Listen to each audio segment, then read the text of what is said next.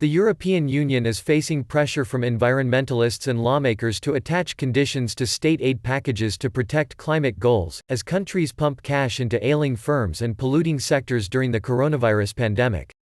The EU agreed on Thursday to build a €1 trillion recovery fund to revive economies ravaged by the pandemic and has so far signed off on state aid worth €1.8 trillion $1.94 trillion. So far, the Commission, the bloc's executive, has not attached an LSQUO green strings to its approvals of aid from national budgets, as the health crisis takes priority. Green advocates say they want guarantees that any upcoming state aid will uphold the bloc's climate ambitions.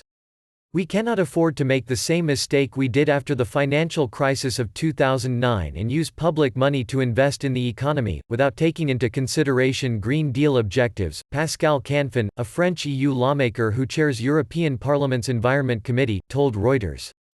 Canfin said EU approvals must be tied to a pledge from companies that within 6 months of receiving state aid, they will produce a plan to shift their business towards alignment with the Global Paris Agreement on combating climate change.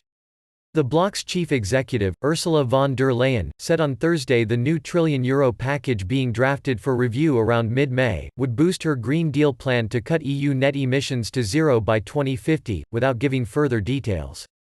In a letter sent to the Commission on Thursday, seen by Reuters, green groups including WWF, Greenpeace and Transport and Environment called for strict sustainability conditions on state aid approvals.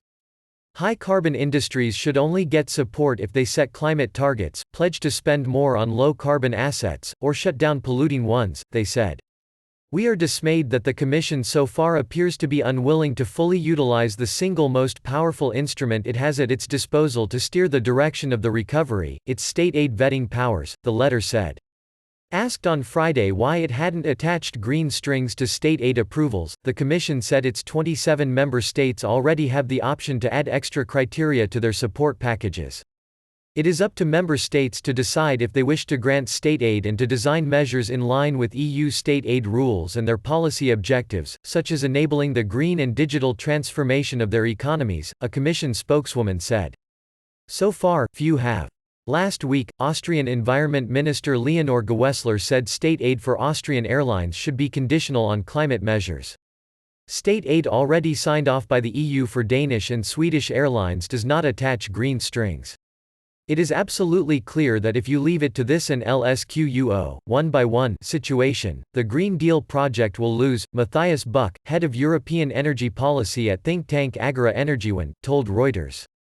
The question is whether the Commission has the political guts to just be very clear and tell member states that it will be rigorously using state aid to push for the Green Deal.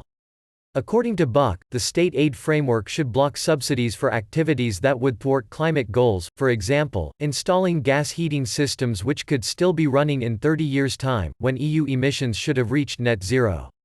Meanwhile, approvals should be made quicker and easier for green activities like energy-efficient building renovations. The Commission plans to review environment and energy state aid rules in 2021 to align them with its Green Deal. Campaigners fear this will be too late. Once Europe's post-crisis recovery measures are paid for, countries may have little firepower left to deliver the huge investments the Commission had foreseen for its Green Deal, up to €1 trillion over the next decade. You can spend public money only once, Buck said.